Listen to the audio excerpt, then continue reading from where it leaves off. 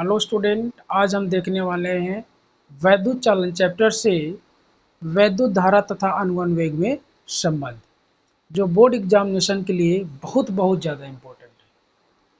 चलिए शुरू करते हैं। सबसे पहले हम ग्राफ बना लेंगे।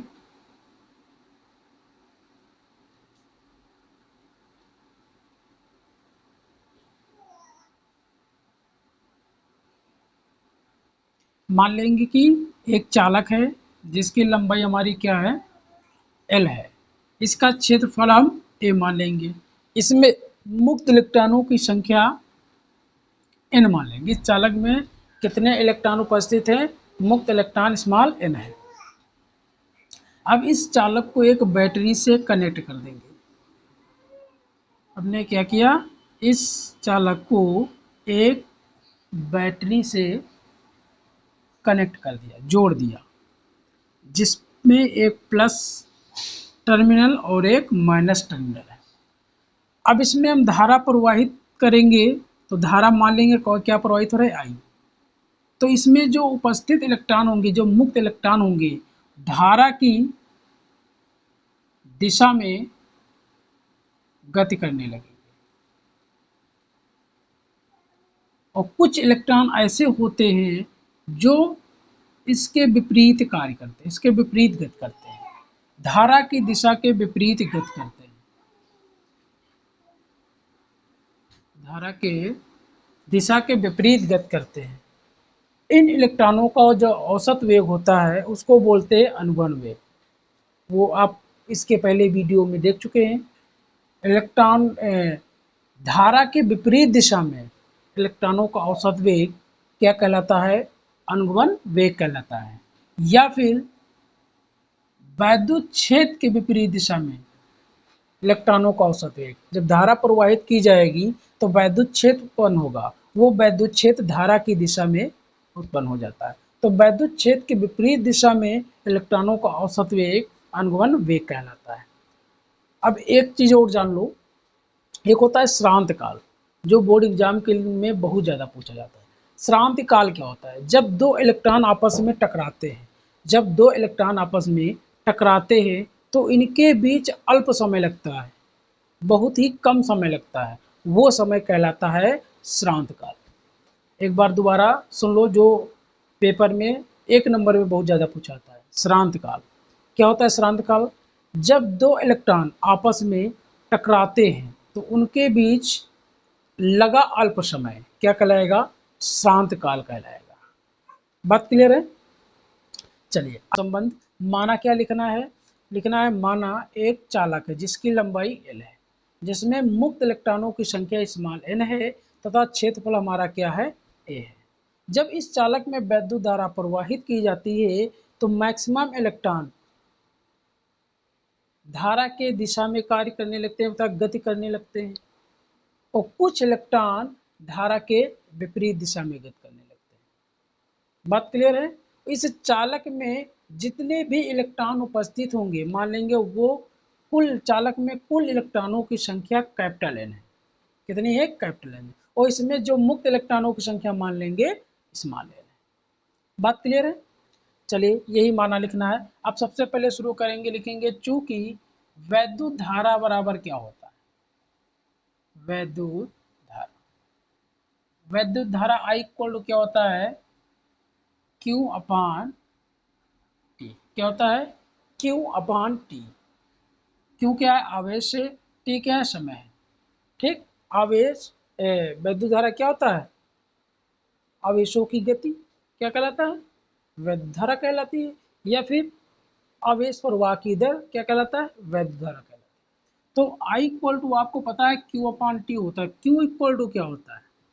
अब इसमें मान लेंगे मुक्त इलेक्ट्रॉनों की संख्या कितनी, स्मॉल n माना है। अब इस चालक में कुल इलेक्ट्रॉनों की संख्या मान लेंगे कैपिटल N है, तो यहाँ कैपिटल N मानेंगे तो Q इक्वल टू क्या हो जाएगा, कैपिटल N E। क्या होता है? Capital N E। आपको ये पता है Q इक्वल टू होता है N E, तो चालक में कुल इलेक्ट्रॉनों की संख्या कितनी, कैपिटल N, और इलेक्ट्रॉन कितने E, तो N E हो जाएगा। जहाँ Q है वहाँ क्या रखेंगे, N E। तो ये हो जाएगा I equal to N E upon T। इसको एक क्वेश्चन नंबर दे दिया फर्स्ट। बात क्लियर रही। अब इस चालक में जितने इलेक्ट्रॉन हैं वो किसके बराबर होंगे वो जान लो। ये n बराबर अगर पूछा जाए, लिखेंगे चालक में कुल इलेक्ट्रॉनों की संख्या। चालक में कुल इलेक्ट्रॉनों की संख्या हमने कैपिटल N माना है, कैपिटल N लिख देंगे। कैपिटल N बराबर क्या हो जाएगा, इसमें जो उपस्थित होंगे मुक्त इलेक्ट्रॉन N हो जाएगा। इसमें कितनी लंबाई L है, क्षेत्रफल कितना A है, तो ये हो जाएगा A इंटू। बात क्लियर है। तो कैपिटल N बराबर क्या हो जाएगा, NaL। अब यही n की वैल्यू इस इक्वेशन में रख देंगे तो हमारा क्या हो जाएगा, I इक्वल टू आपका क्या हो जाएगा, n की वैल्यू इसमें रख देंगे, ये हो जाएगा स्मॉल n a और ये हो जाएगा l और इंटू ई, तो ये हो जाएगा इंटू ई, होल अपॉन टी है, होल अपॉन टी। ये बात क्लियर हुई। अब यहाँ समय, अब आपको समय निकालना है। आपको ये पता है, लिखेंगे चूंकि चाल बराबर क्या होता है, दूरी बटा समय। तो चाल हमने इसमें क्या माना है, ये चाल क्या होगी, इसकी चाल v होगा, क्या होगा v, या फिर अनुगमन वेग, क्या होता है हमारा अनुगमन वेग। चाल हमने मान लिया कितनी है, vd है, क्या है vd, जो अनुगमन वेग है वो क्या है हमारा vd है चाल। ये दूरी कितनी हमारी कितनी है, दूरी l लंबाई का है तो ये हो जाएगा l, समय कितना है t है, ये हो जाएगा t। अब t की वैल्यू निकाल लो तो t इक्वल टू क्या हो जाएगा, अपान में आ जाएगा, ये हो जाएगा l upon vd, sorry l upon vd। बात क्लियर हुई। अब जहाँ t है वहाँ हम क्या रखेंगे, l अपान vd, क्या रखेंगे l अपान vd। तो यहाँ t के प्लेस पर रख देंगे l अपान vd, तो ये हो जाएगा I equal to n a l e upon t equal to क्या हो जाएगा I l अपान vd, तो ये हो जाएगा l अपान vd। अब हम इसको सॉल्व कर लेंगे, ये ऊपर जैसे लिखा उसको लिख दो, ये हो जाएगा NaLe इंटू, ये डिवाइड का साइन हटा के इंटू लगाएंगे तो नीचे वाली संख्या ऊपर चले जाएगी, अर्थात Vd हो जाएगा, अपान ये हो जाएगा अपान में L। तो देखिए L से हमारा ये L कैंसिल हो जाएगा, तो I इक्वल टू हमारा क्या हो जाएगा, Ne को हम पहले लिख सकते हैं NeAVd, NeAVd, ये हो जाएगा हमारा वैद्युत धारा तथा अनुगमन वेग में संबंध। Vd आ गया है, I भी आ गया, तो I क्या है वैद्युत धारा, Vd क्या है अनुगमन वेग। बात क्लियर है।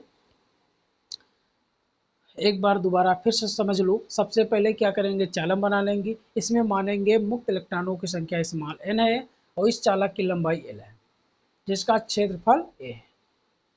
इसको जब किसी बैटरी से कनेक्ट किया जाता है तो धारा प्रवाहित होने लगती है, जो जिसमें एक वैद्युत क्षेत्र E उत्पन्न हो जाता है।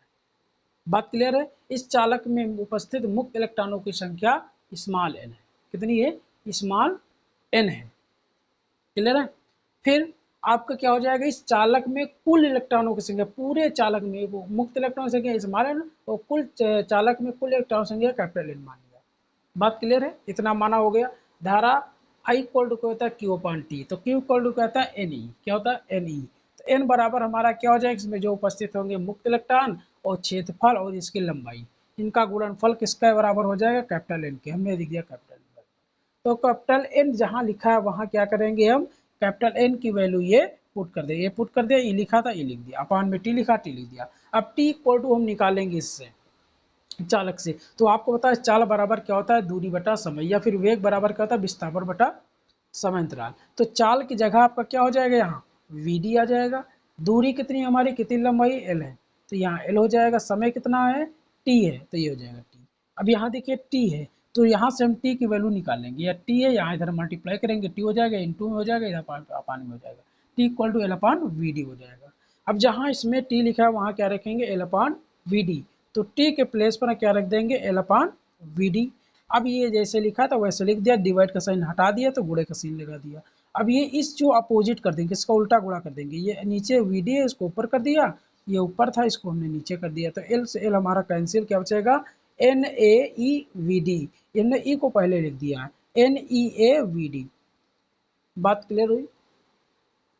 अगर वीडियो अच्छा लगा हो तो लाइक करिए, सब्सक्राइब करिए और दूसरे के पास शेयर करिए, जिससे आप लोग 95+ मार्क्स प्राप्त कर सकें। Thank you.